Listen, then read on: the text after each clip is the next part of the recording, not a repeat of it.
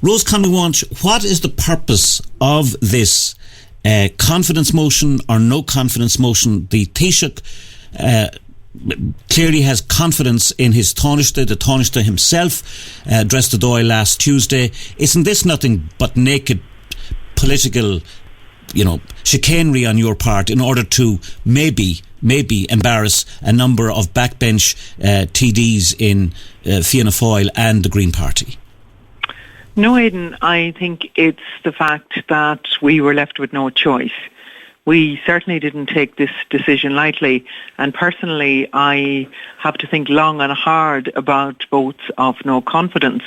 But watching the performance of Leo Varadkar last week, both in terms of the 2 hours that he did in the Dáil and then his subsequent contribution on Thursday, we were left with absolutely no choice. I mean, he has hidden behind... The fact is that he disclosed confidential government information to his friend. Now, his defence was that he had two defences. He had the one that he wasn't really his friend, that they had only met 3 times or whatever in the last year. Now, that has been contradicted and obviously refuted even today. If you see the statement that's there from the Village magazine, they can account for at least 10 meetings that they had. So in terms of him saying he wasn't really a friend, that doesn't have any credibility. And the other thing he said was he was doing it for the good of the country, that it was part of a strategy. Then we found out that it wasn't part of a strategy at all, that there had been no contact with NAGP for a year from the Health Minister or the department.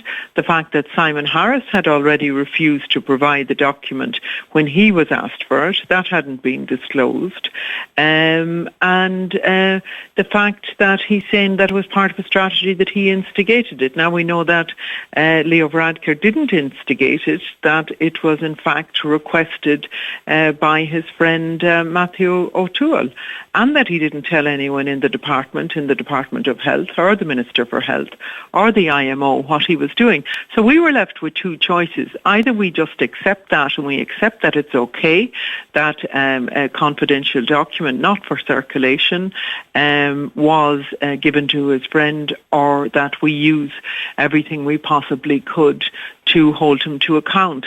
And that's the purpose behind the vote of no confidence. He left us with no choice whatsoever in it. In terms of the confidentiality of the document, there has been much confusion as to whether or not, in fact, the contents of it were in the public domain insofar as it related to those involved. And because of that ongoing confusion, is it not the case that much of what the Taoiseach said last week is in fact correct?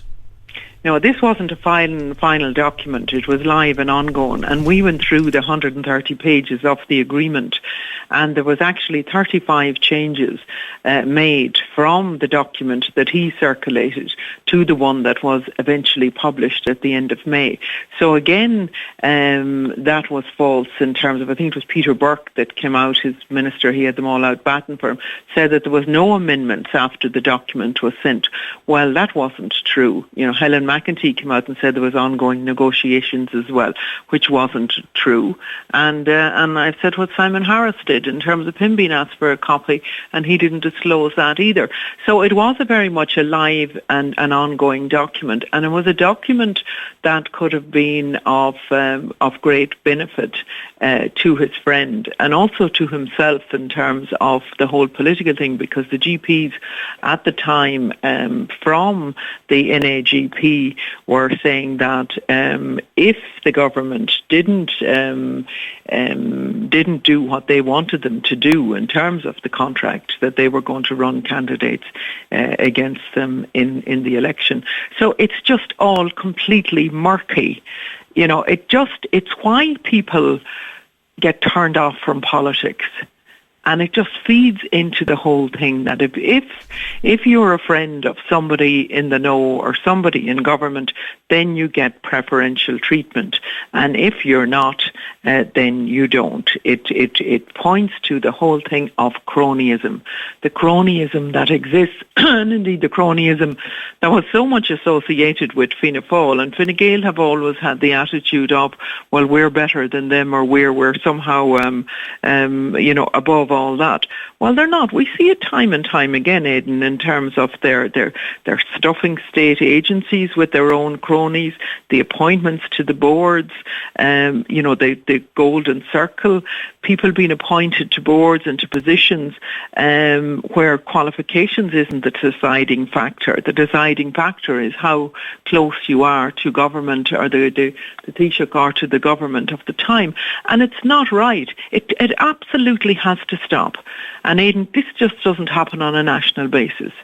You look at any town around the west of Ireland and have a look and see where, see who gets the jobs and see where the money goes to.